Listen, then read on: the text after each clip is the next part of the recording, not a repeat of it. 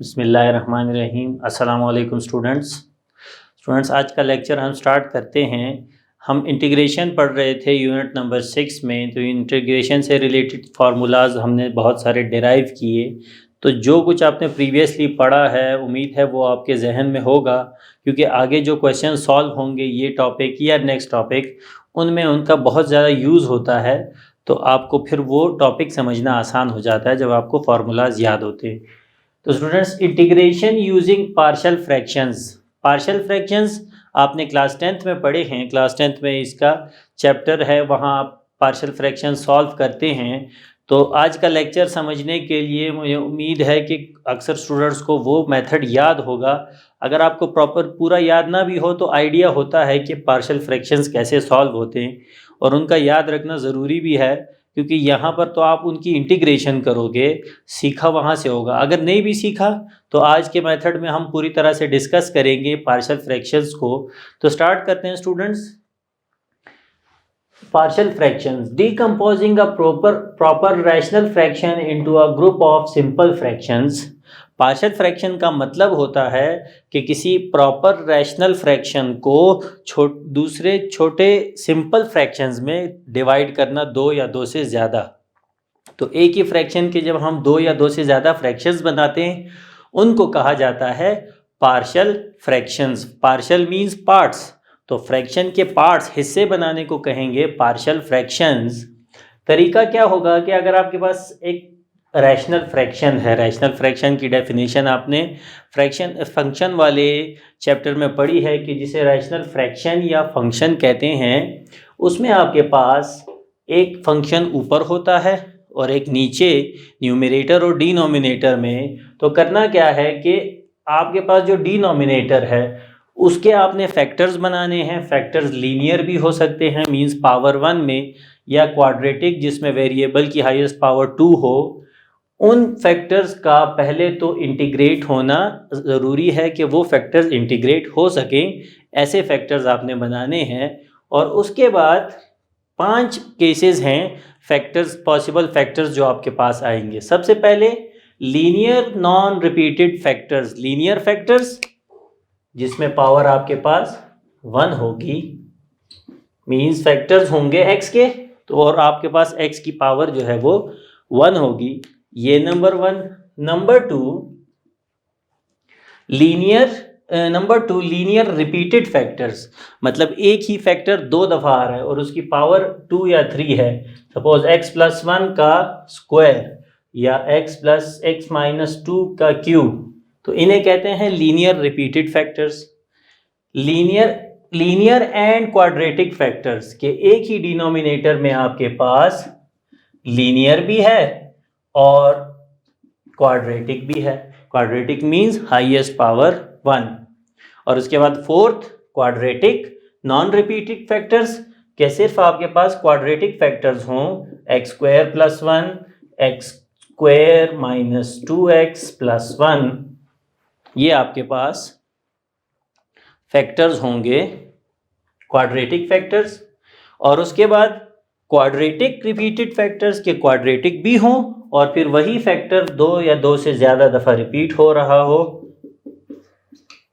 तो इसे कहें। ये 5 केसेस आपके पास इस चैप्टर में आएंगे जिनके आपने पार्शियल फ्रैक्शंस बनाने हैं। तो स्टूडेंट्स, हम केस 1 से स्टार्ट करेंगे, इस एग्जाम्पल को भी सॉल्व करेंगे, साथ हम मेथड को रिकॉल करेंगे जो आपने क्लास 10th में पढ़ा था। वही मेथड अब यहाँ हम दोबारा यूज़ करेंगे इस फंक्शन को इंटीग्रेट करने के लिए।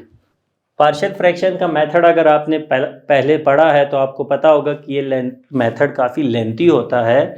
जितनी आपकी इस पे ज़्यादा कमांड होगी, जितने आसानी से आप इसे सॉल्व कर सकेंगे और जितना तेज़ी से सॉल्व कर सकेंगे उतना जल्दी आपका क्वेश्चन होगा। नहीं तो एग्ज़ाम में अगर आप इसका क्वेश्चन शुरू करते हैं और आपकी अच्छी तैयारी नहीं है उसमें, तो आपका काफ़ी टाइम ज़ाया हो सकता है। इसमें स्टार्ट करते हैं। कंसीडर, पहले हम इंटेग्रल नहीं लेंगे, सिर्फ अपना रैशनल फ्रैक्शन लेंगे। 2x + 1 upon x + 2 x - 1। दोनों लीनियर फैक्टर्स के लिए अब जितने फैक्टर्स होंगे उतने ही सिंपल फ्रैक्शंस बनेंगे आपके पास। पहला सिंपल फ्रैक्शन होगा x + 2 और इसका न्यूमरेटर हम रखेंगे a, और दूसरा है x माइनस 1 और इसका न्यूमरेटर हम रखेंगे b। इसे हम नाम देंगे इक्वेशन नंबर 1। अब चूंकि पहली बार कर रहे हैं तो मैं इसके सारे डिटेल स्टेप्स करूंगा, बाद में हम कुछ स्टेप्स स्किप भी कर सकते हैं। मल्टीप्लाइंग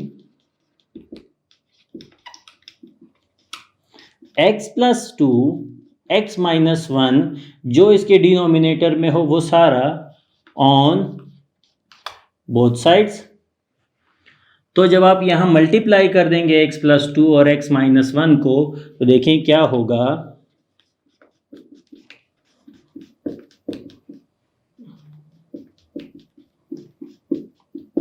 राइट साइड पे दो टर्म्स हैं तो दोनों से बारी बारी मल्टीप्लाई होगा।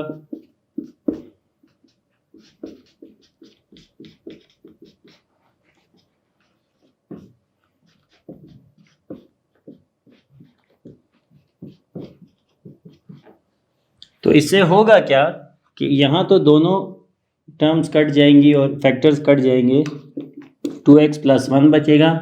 यहाँ x प्लस 2 कैंसिल होगा तो बचेगा x minus 1 plus b into x minus 1 कटेगा तो आपके पास आएगा x प्लस 2। ये जो इक्वेशन आपके पास मल्टीप्लिकेशन और कैंसिलेशन के बाद बनती है, इसे आप नॉर्मली नाम देते हैं इक्वेशन नंबर 2।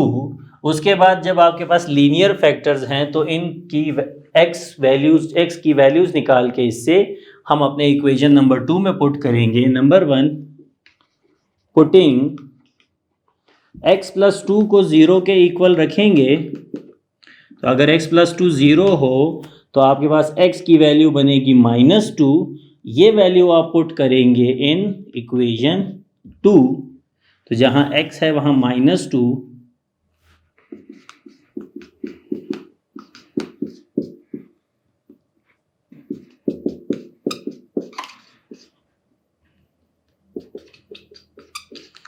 पुट करने के बाद चूंकि लीनियर फैक्टर्स हैं और आप पुट कर रहे हैं तो लाजमी होगा, अब अगर 2 के बजाय 3 कांस्टेंट्स होते तो लाजमी ये होगा कि इसमें अब हम पुट कर रहे हैं x प्लस 2, तो हमारे पास a की वैल्यू यहाँ से मिलेगी। बाकी कांस्टेंट्स जो है वो उनके फैक्टर्स, उनके मल्टीपल 0 हो जाएंगे तो वो यहाँ से ख़त्म हो जाएंगे। 2 इंटू -2 -4 प्लस 1, a 2 - 1 इंटू 1, यहाँ b तो ये 0 हो जाएगा। -3 is equal to a plus 0, b into 0, तो a बन जाएगा आपके पास -3। a की वैल्यू -3 बनी आपके पास। उसके बाद b के नीचे वाला फैक्टर आप पुट करेंगे। Putting x -1 is equal to 0, this implies that कि x की वैल्यू 1 है, जो कि हमने इक्वेशन नंबर 2 में पुट करनी है। तो 2 into 1 plus 1, a into 1 minus 1, b into 1 plus 2। यहाँ पे करते हैं next step. 2 into 1 2 plus 1, a into 0 और b इंटू 1 प्लस 2, 3 आएगा आपके पास। तो ये बनेगा 3 और ये 0 होगा, b इन मल्टीप्लाई बाई 3 हो रहा है, तो 3 is equal to b into 3 यहाँ आके डिवाइड होगा तो आपको b की वैल्यू मिलेगी। 3 से कैंसिल तो 1, तो b की वैल्यू आई आपके पास 1 आ गई। तो स्टूडेंट्स जब a और b की वैल्यूज आपको मिल जाएं तो अब आप अपना जो रैशनल फ्रैक्शन था उसमें a और b की वैल्यू पुट करें और उसे लिख दें। Putting values of a and b in equation 1, 2x plus 1 upon x plus 2 x minus 1 is equal to a की वैल्यू आई थी आपके पास -3, that is divided by x plus 2 into, students यहाँ पर आपके पास a की वैल्यू चूंकि यहाँ -2 पुट होगा तो ये -3 बनेंगे और यहाँ आपके पास ये -3 है और एक के साथ भी -3, तो ए का आंसर आपके पास 1 आएगा, ना कि -3। स्टूडेंट्स, पार्शियल फ्रैक्शन के क्वेश्चंस में चूंकि ये तो फिर भी सिंपल है, क्वेश्चंस काफ़ी लेंथी होते हैं और इनमें गलती होने के भी काफ़ी चांसेस हैं, तो आप साथ साथ अपना क्वेश्चन दोबारा देखते जाएं कि कहीं कैलकुलेशन की गलती ना हुई हो उसमें। तो यहाँ आएगा आपके पास 1 + 1/x-1, दोनों वैल्यूज़ हमने पुट कर दी। अब इस लिखेंगे इंटीग्रेटिंग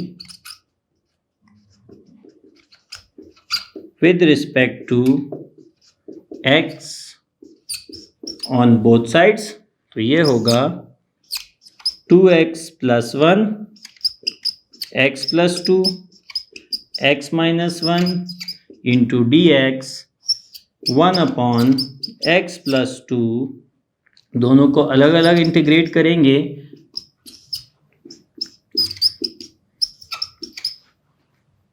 तो स्टूडेंट्स, अगर आपने पिछले लेक्चर्स और से देखे हों और उनकी प्रैक्टिस की हो तो ये आपको पता है कि इनकी इंटीग्रेशन काफ़ी इजी होती है।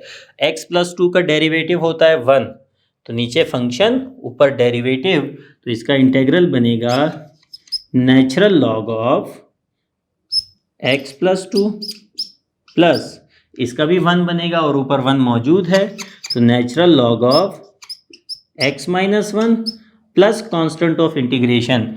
अक्सर क्या करते हैं कि अगर आपके पास सारी टर्म्स में नेचुरल लॉग आया है तो आप अपने कांस्टेंट ऑफ इंटीग्रेशन को भी नेचुरल लॉग मतलब ln(c) लेते हैं, लेकिन वो ज़रूरी नहीं है, आप उसके अलावा भी ले सकते हैं, वो कोई ज़रूरी नहीं आपके क्वेश्चन में ऐसा हो, तो c को हम c ही रखते हैं ताकि कंफ्यूजन ना हो ज़्यादा। यहाँ पर देखें, natural log of x + 2, natural log of x-1, बीच में प्लस है, तो लॉज ऑफ लॉगरिथम के मुताबिक एडिशन कन्वर्ट हो जाती है मल्टीप्लिकेशन में। ये आपके इस इंटीग्रल का आंसर है, उसकी वैल्यू है जो हमने पार्शियल फ्रैक्शन से सॉल्व की। तो स्टूडेंट्स, यहाँ पर जो याद रखने वाली बात है कि आपके पास कभी ये होगा कि लीनियर फैक्टर्स डायरेक्टली गिवन नहीं होंगे, लेकिन आप उन्हें फैक्टराइज करके मिड टर्म ब्रेकिंग करके उस एक्सप्रेशन की उसके लीनियर फैक्टर्स बना सकते हैं, या फिर ये हो आपके पास और जितने फैक्टर्स होंगे उतने ही आप उसके फ्रैक्शंस बनाएंगे और बारी बारी हर एक के डिनोमिनेटर का जो x + 2 x-3 जो भी होगा उसे आप बारी बारी पुट करेंगे और अपने क्वेश्चन का आंसर फाइंड करेंगे। तो लीनियर फैक्टर्स का क्वेश्चन हमने देखा। नेक्स्ट हम देखते हैं कि लीनियर रिपीटेड फैक्टर्स का जो इंटीग्रल होगा वो कैसे सॉल्व होगा। स्टूडेंट्स, नेक्स्ट आपके पास है question integral of x + 1/x + 2 का क्यूब। तो अगर आपके पास ऐसा क्वेश्चन हो जिसमें डिनोमिनेटर लीनियर तो है लेकिन देखिए उसके ऊपर क्यूब है, मींस वो रिपीटेड फैक्टर है, तो इसकी पार्शियल फ्रैक्शन कैसे बनाएंगे पहले ये देखते हैं और फिर उसे इंटीग्रेट कैसे करेंगे। कंसीडर x + 1/x + 2 का क्यूब इज इक्वल टू, पहले आएगा a/x + 2, नंबर 2 पे b/, चूंकि यही फैक्टर है तो x + 2 का क्यूब, और c/x + 2, सॉरी यहाँ स्क्वायर आएगा और यहाँ होगा क्यूब। ये आपकी इक्वेशन नंबर 1 होगी।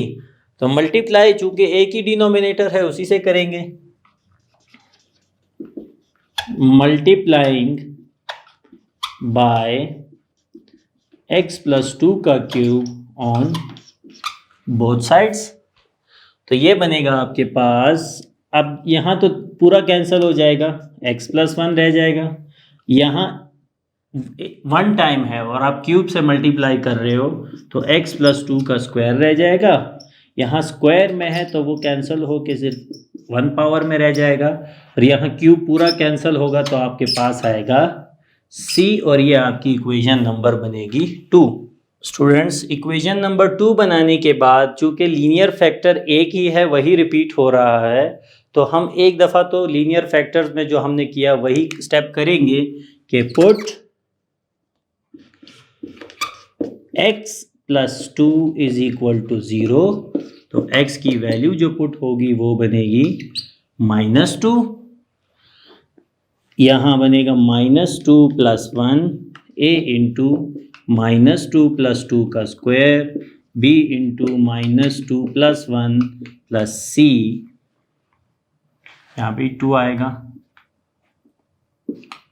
तो देखें स्टूडेंट्स, ये बनेगा -1 इंटू a इंटू 0 का square plus b into 0 plus c, ये दोनों टर्म 0 हो जाएंगी, तो -1 इज इक्वल टू c, या फिर c इज इक्वल टू आपके पास आएगा -1। तो अब और फैक्टर्स नहीं है हमारे पास पुट करने के लिए, अगर मैं दोबारा x + 2 पुट करूंगा तो फिर मुझे c की ही वैल्यू मिलेगी। इसके बाद जो स्टेप होता है वो है expanding equation number 2। Equation number 2 की राइट हैंड साइड को अब हम करेंगे एक्सपेंड x² + 4x + 2, इसका फॉर्मूला ब्रेक किया, यहाँ पे b मल्टीप्लाई हो जाएगा तो bx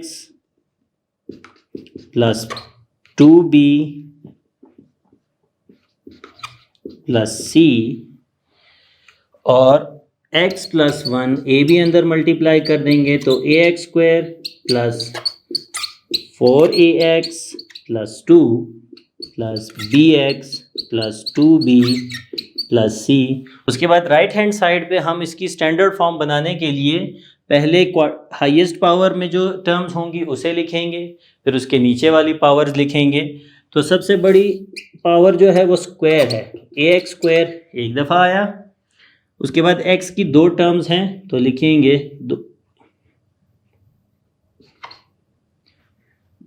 +4ax + bx plus constant terms कितनी हैं आपके पास, एक 2a है, एक 2b है और c है, तो 2a + 2b + c आएगा आपके पास। उसके बाद आप क्या करेंगे कि इनको कॉमन ले लें, तो x + 1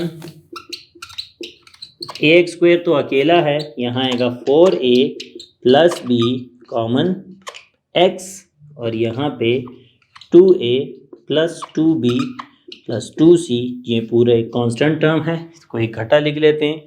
तो स्टूडेंट्स, चूंकि इक्वेशन है ये, इक्वेशन में लेफ़्ट और राइट साइड पर जो आपके पास वेरिएबल्स होते हैं उनके कोएफिशिएंट्स हमेशा सेम होने चाहिए, इसलिए हम लेफ़्ट और राइट साइड पर कोएफिशिएंट्स को इक्वेट करेंगे। इक्वेटिंग कोएफिशिएंट्स ऑफ, पहले x² के कोएफिशिएंट्स इक्वेट होंगे। तो देखिए स्टूडेंट्स, लेफ्ट साइड पे आपके पास x² नहीं है, इट मींस x² का कोएफिशिएंट राइट साइड पे आपके पास 0 है, और वहाँ आपके पास a है, तो आप लिखेंगे 0 = a और a = 0, ये आपके पास a की वैल्यू आएगी। उसके बाद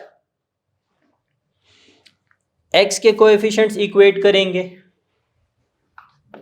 तो देखें x का कोएफिशिएंट यहाँ 1 है, और उस तरफ लिखा है 4a + b, a की वैल्यू इसमें पुट कर दें, 4 × 0 + b, तो b = 1, या यूं करके सीधा करके लिख ले।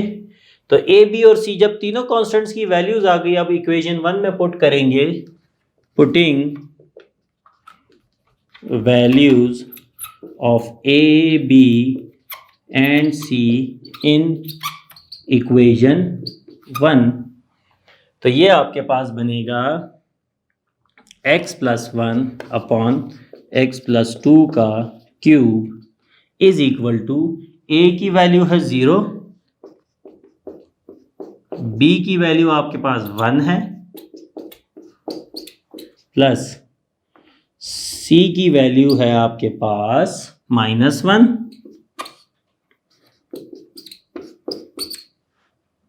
तो स्टूडेंट्स, ये आपके पास इंटीग्रेशन इसकी हो गई। थोड़ी सी सिंप्लीफाई कर देते हैं।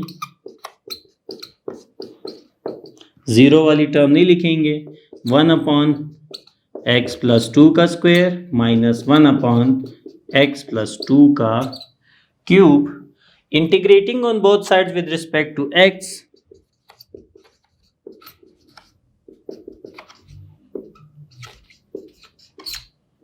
with respect to x,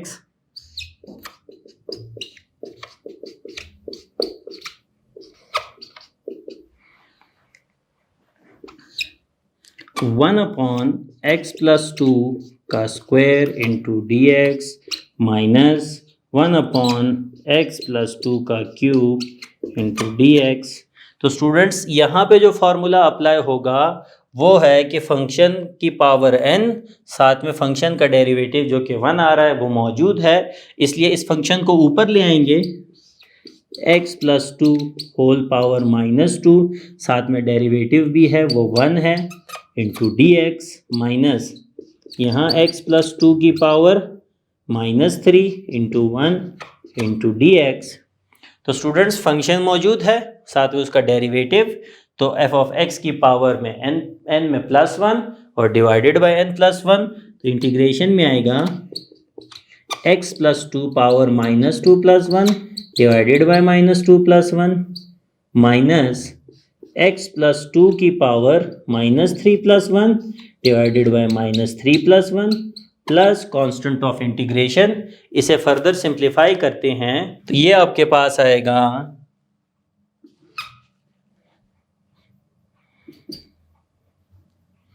x + 2 power -1, नीचे भी -1 आ रहा है, माइनस x + 2 पावर -2 और नीचे -2 आया आपके पास, प्लस कांस्टेंट ऑफ इंटीग्रेशन, तो ये बनेगा -1/x + 2 minus minus plus 1/2 into x + 2 का square plus constant of integration. तो ये आपके पास स्टूडेंट्स आपके इस फंक्शन का इंटीग्रल कैलकुलेट हो गया स्टूडेंट्स। तो स्टूडेंट्स अब ज़रूरी नहीं कि सिर्फ आपके पास एक ही रिपीटेड फैक्टर हो, एक ही डिनोमिनेटर में आपके पास रिपीटेड फैक्टर्स और नॉन रिपीटेड फैक्टर्स भी होते हैं।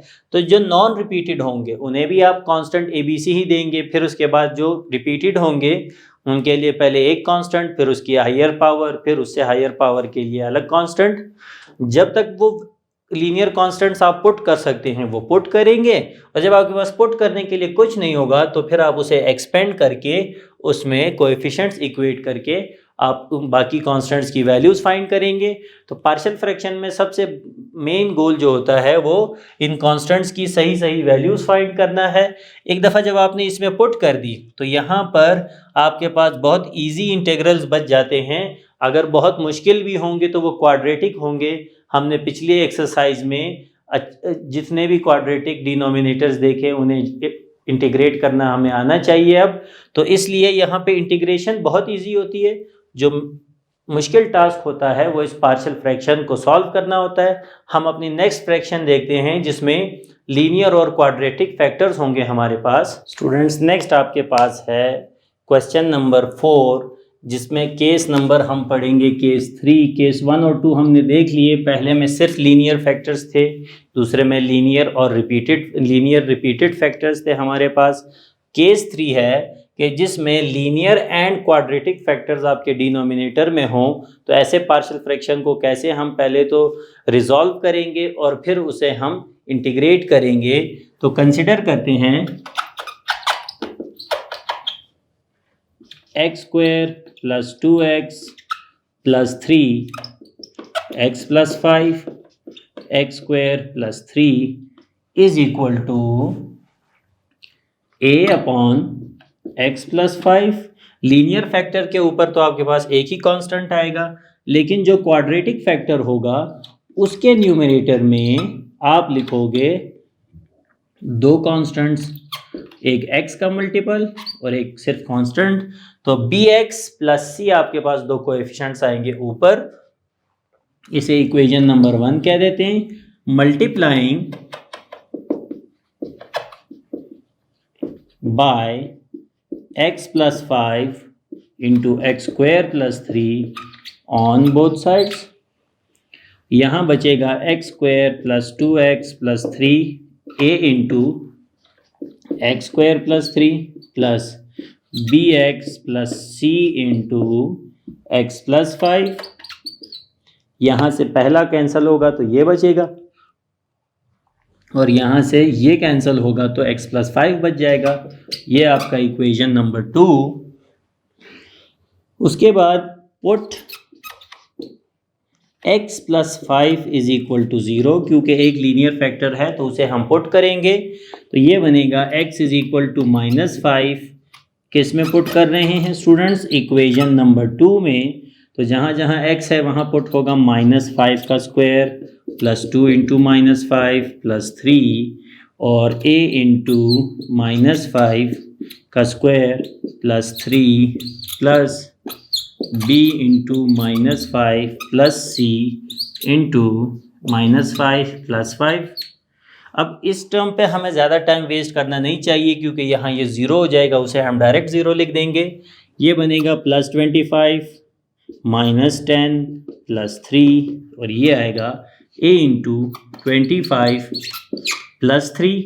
यहाँ पे एक जल्दी से 0 लिख देते हैं क्योंकि उस पे ज़्यादा टाइम वेस्ट नहीं करना चाहिए। अगर आपको लीनियर फैक्टर्स की प्रैक्टिस हो तो आपको इजीली पता होगा।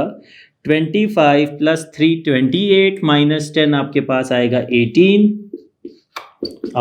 और a into 28 18 upon 28 is equal to a। Cancel करें तो ये आपके पास बनता है a is equal to 9 upon 14। ये a की वैल्यू बन गई आपके पास। स्टूडेंट्स नेक्स्ट आपके पास आएगा, ये तो हो गया। अब एक्स स्क्वायर प्लस 3 क्वाड्रेटिक है तो हम वहाँ से कोई x की वैल्यू पुट नहीं कर सकते इक्वेशन 2 में। तो अगला स्टेप होगा expanding equation number 2।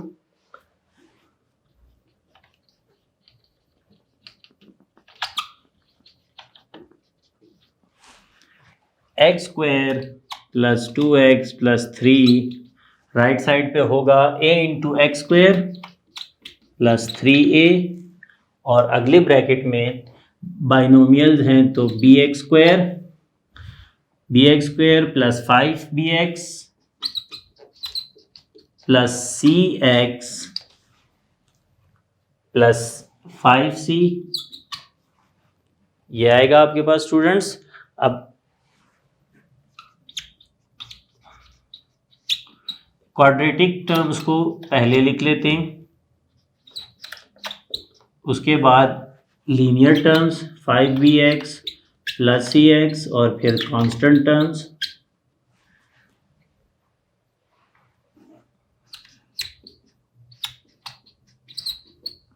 a plus b common आएगा यहाँ से x square, 5b plus c common x plus 3a plus c जो है वो कांस्टेंट टर्म्स हुई आपके पास। तो स्टूडेंट्स हमारे पास वैल्यू a की मौजूद है, हम इक्वेटिंग कोएफिशिएंट्स करेंगे। इक्वेटिंग कोएफिशिएंट्स तो ये आपके पास बनेगा एक्स स्क्वायर का कोएफिशिएंट पहले कंपेयर करेंगे, यहाँ है 1 और यहाँ a प्लस b। a की वैल्यू सब्स्टिट्यूट करें तो वो है 9 अपॉन 14 प्लस b और b is equal to 1 minus 9 upon 14। b is equal to 14 minus 9 upon 14, तो b इज इक्वल टू आपके पास आएगा 5 अपॉन 14। ये आपके पास इसकी वैल्यू आ गई स्टूडेंट्स, b की वैल्यू कैलकुलेट हो गई। यहीं पे साथ अब हम x के कोएफिशिएंट्स कंपेयर करते हैं। तो x का कोएफिशिएंट है लेफ्ट साइड पे 2 और यहाँ 5b प्लस c, तो 2 is equal to 5 into 5 upon 14 plus c, तो 2 is equal to 25 upon 14 plus c और 2 minus 25 upon 14 is equal to c और c is equal to 28 minus 25 upon 14, तो c is equal to 3 upon 14। ये आपके पास students c की value आ गई। जब आपके पास तीनों कांस्टेंट्स की वैल्यू आ गई तो अब आप उसे इक्वेशन नंबर 1 में पुट करेंगे और उसके बाद उसे इंटीग्रेट करेंगे। पुटिंग वैल्यूज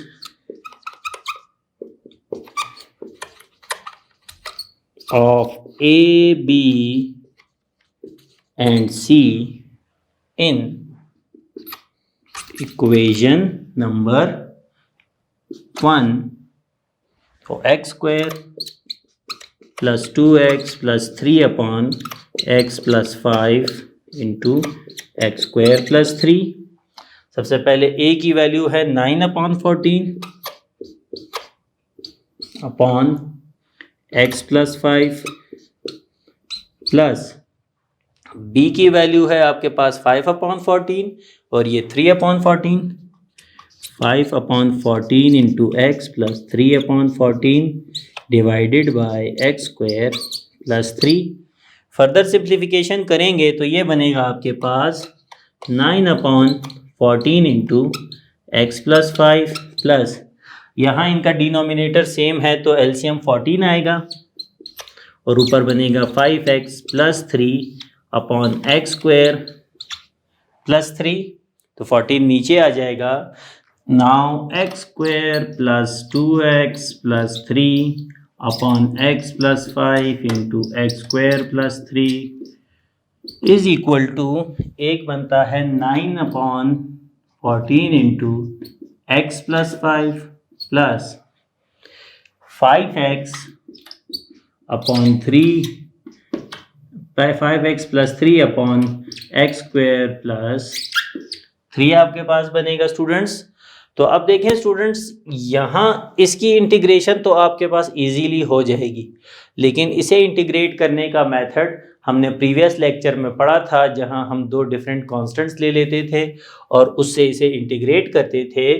तो अगर आप गौर से देखें स्टूडेंट्स, तो एक x है तो हम x वाला फ्रैक्शन अलग कर लेंगे और 3 वाला अलग से लिखेंगे तो भी इसकी इंटीग्रेशन इजीली हो जाएगी।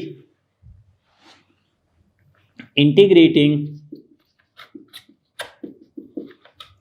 with respect to x on both sides, so x square plus 2x plus 3 x plus 5 x square plus 3 into dx is equal to constant coefficient पीछे dx upon x plus 5 plus यहाँ पे भी मैं इसे break कर रहा हूँ, एक दफ़ा मैं लिख रहा हूँ 5x 1 upon 14 बाहर ही लिख रहा हूँ इसके में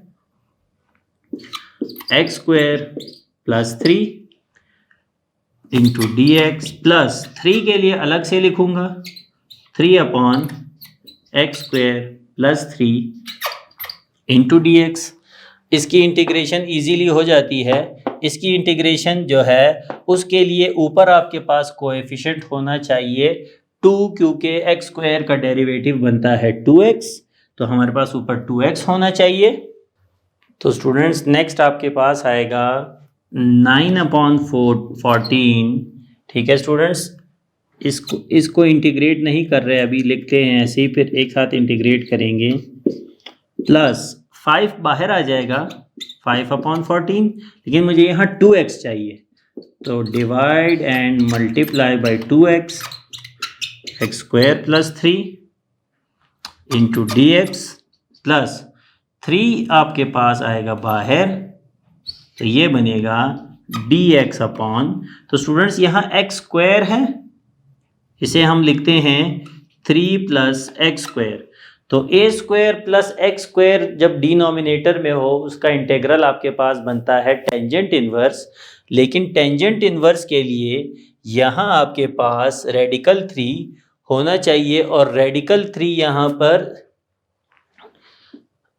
अच्छा ये 14 दोनों के साथ है, 14 तो दोनों के साथ हम लिखेंगे।